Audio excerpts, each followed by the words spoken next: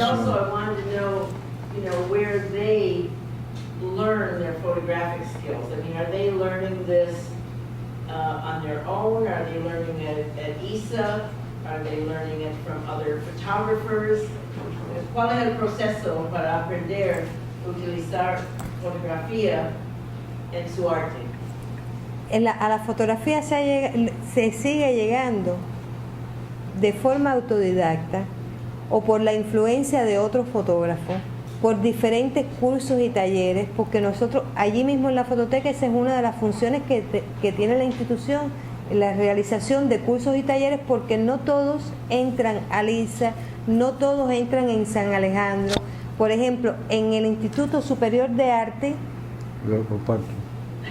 the thing is that they come from different means. In other words, not all of them come from schools, although there are courses that are being held at the Fototeca and other places, but they learn photography from different means. In other words, they can learn it from another photographer.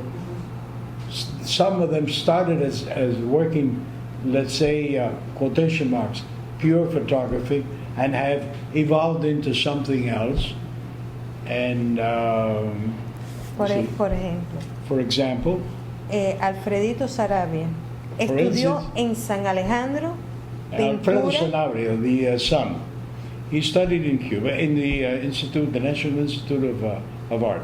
Tiene la influencia de su padre y de otros fotógrafos. He has the influence of his father and of other photographers. No conoció a su padre, conoció su obra. He didn't know his father, because when his father passed away, he was very small. Pero estudia arte y actualmente está en el Instituto Superior de Arte. But at this moment, he studies art, and he's at the Superior Institute of Art in Cuba. En el Instituto Superior de Arte, por ejemplo, existe una cátedra de fotografía, pero no se gradúan como la especialidad la fotografía. In other words, in the National Institute of Art, there's a course that has photography, but it is in other words, you don't graduate as a photographer. It's part of the course, and most of the students who are studying plastic arts in general, painting, sculpture, this and that, take these courses in photography also. So they all intermix, and it's become popular not only in Cuba, in other words, in all parts of the world, of the mixed media. In other words, not only painting, photography, collage, this, sculpture, video art. Mabel, for example, is still and Mabel is still studying, for instance. Por ejemplo, en el Instituto de Periodismo se enseña fotografía, pero con la función de el fotoperiodismo. Yeah, y se da fotografía en algunas carreras, pero de forma muy elemental, como componente de esas carreras, como la comunicación, historia del arte, pero como un componente dentro de la carrera, no como tal. In the, for instance, at the National School of Journalism, they have a course that has to do with photography also, and but specifically as a photographic course from start to finish, it doesn't exist any place in particular. So the, in other words, the artists from all different manifestations pick up the art in different ways. It comes from different places, and they intermix between one another. We have two questions, one in the front and one in the back. Go ahead. First of all, I wasn't quite clear about how digital photography has enveloped Cuba. Has it taken over from film photography to the same extent it has in this country? And if not, I was going to ask whether the cost of digital photography, computers, and all of the programs that go with it, has been a particular barrier. Con la experiencia. I would, Dile todas las limitaciones. Well, I'd like to add two things to her question. Number one, who pays for all, ¿quién paga por toda la instrucción de todos estos muchachos que quieren coger Eso es fotografía? gratis. No, And eso- the most important thing of all Eso es gratis. is you got all these people taking all these courses and all these things. Is there can they make a living off any of this when they get out? No. Enseñanza gratuita. Es, I mean, you know, divide- I know Number one. photographers here divide las because dos I work cosas. at ICP. I know photographers that have 3 types of jobs. Son dos They're cosas. busting their butt, the young ones. Some of them have gone, maybe they've gone to ICP or they haven't gone to business school. But the most important way that American photographers learn how to be photographers is to assist a master that's working, that's either getting a job, either an ad for Whole Foods, a shoot from Vogue, a photo assignment for the New York Times. And these young kids that are assisting these photographers, that sometimes takes 3 or 4 of them. I mean, they're like on the road experience. And how do kids in Cuba, with the limited, resources and the limitations, if we want to put them into focus, I mean, what's in it for these kids after this investment of their time and energy? Do they have it, the investment? No. Do they own cameras? I mean, Point we're one. talking here We're idealistically. talking. Let's put things into perspective. Yeah. Number Yeah. one, all these courses, not only in photography and art, etc., etc., etc., etc. This is all for nothing. This is all state financed. In other words, the government pays. There is no courses that you can take. Equipment. Now, from the point of view of equipment, I don't know how I can say it. They sell sometimes some digital cameras. There are a few places that have the digital printing, etc. Everybody knows somebody that has a computer, and everybody knows somebody who has a printer. They got friends, so and so. He sends me a box of paper, and the other guy does it. That's the way it happens. Comercializando la obra. And then algunos. later, when they come, they try to become professionals, or they become professionals. I would say that a professional is simply the fact that he makes a living from it. They have a lot of difficulties, like it is all over the world. It's very difficult. There is no mass amount of possibilities of equipment and of printers and stuff like that. Even buyers anymore either because they all. Yeah, but everybody, listen, if you have a need, or you have a psychological need to it, you're always going to find a way. In other words, I would like to make reference, if it come to the case, which is it's something very interesting that has to do with this. That, for instance, when most of this epic photography was done in 1959, 1960, the Corda pictures and the things that I did, my father and Ernesto and all of us, at that time we did not have any kind of film. We didn't even have cameras. We worked with anything that came into our hands. We used to have the film that we used. The pictures of the Bay of Pigs invasion in 1961 that were taken by Ernesto were taken with reruns or leftovers of movie film. And we used to work with those things. Sometimes you do a job and half of the roll or half of the thing that you lost it because they were frames from a movie camera.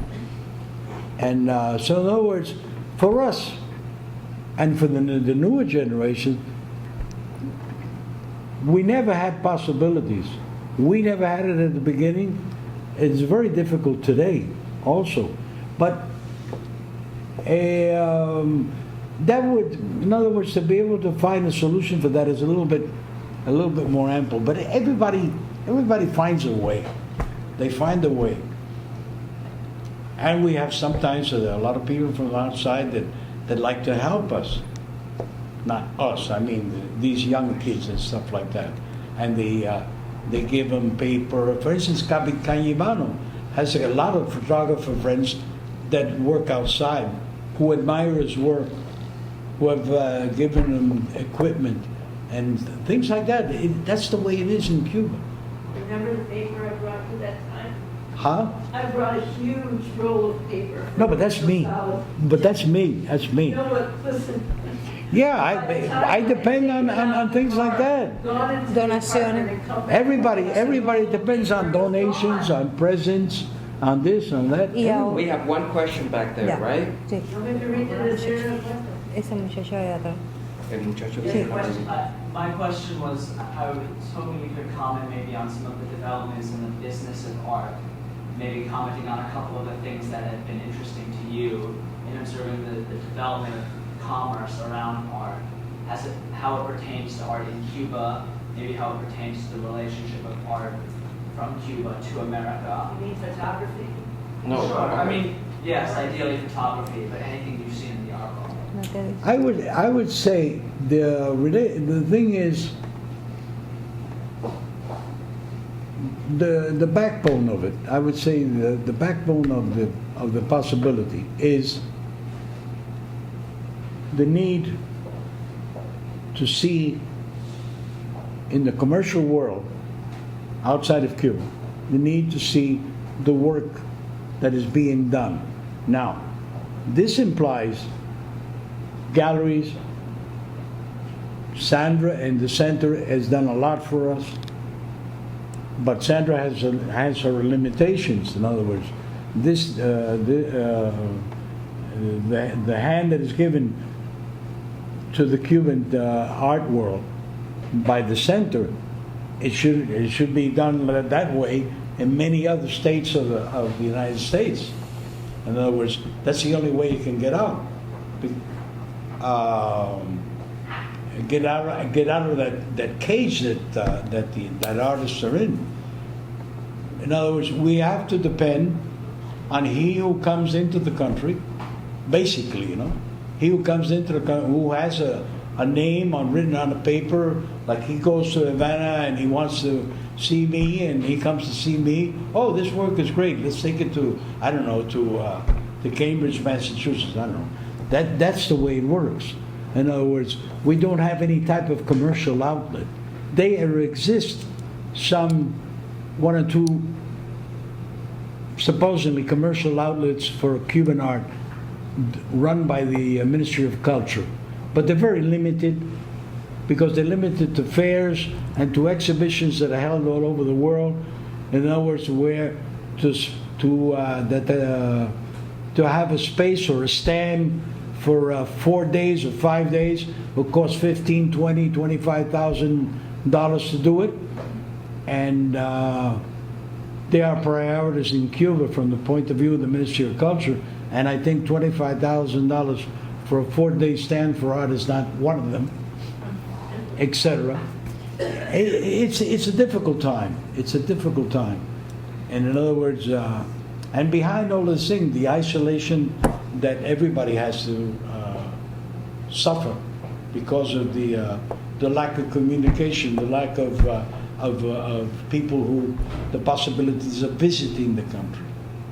In other words, Roberto, what country do you think Cuban artists or Cuban photographers specifically have the most commercial outlet? I mean, obviously the United States probably isn't the first, but would you say in Europe, in Latin America, where? no, basically, well, the number one, because that's where more visitors come, the United States. Second could be, I would say, from my personal point of view, La Bienal no es comercial. estoy hablando fuera de Cuba. Ya. The European countries, Spain, Germany, Scandinavian countries. Latin American countries, not too much. I think my personal point of view could be that maybe from the point of view of economics.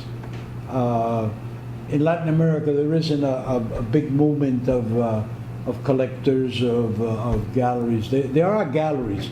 There are a lot of biennales and museum exhibitions and stuff like that. But your question was specifically related to the commercial aspects. Photography and art in general, well, photography in particular, depends on 2 or 3 fairs that could be outside, but they're very limited. Very limited the participation, the amount. It's very expensive to do it, and to tell you all the difficulties that it has. I mean, we would spend all night talking about Well, it's difficulties. one reason why it's so important to bring tourists into Cuba. Because, That is what I mentioned before. you know, most of The sales key to tourists, everything you know, go to is people who travel there. the key is the amount of people that go to Cuba, no matter where they come from. To be able to go there, in other words, the access to be able to go there, to see the shows, to see what's on exhibition, and to meet the artists, and that is what would open the markets up. I personally have everything that I do outside is people who have come to Cuba, who have seen my work, they fall in love with it or they like it, and then I put up a show here or in Spain, or now I'm going to have a show in Belgium. But why was it? Because somebody came and saw my stuff, they liked it, and they want to do it. And that, if we had an open market, in other words, an open frontier that everybody could go, that door will be a little bit wider, and a lot more artists, not only photographers, everything would come into this country and to other countries. Because this limitation of travel to Cuba does not only affect the Americans, it affects a lot of people, because the influence that the Americans can go has a lot to do with other people too. It's a bit complicated to be able to explain it, but I give you more or less an idea. In other words, we're not on the internet. Not everybody has a web page. I don't have a web page. Hey? Well, we'll liberate you, and Thank we you. want to continue talking informally. Thank you very much for coming. I hope you'll come back often. Gracias, Lourdes.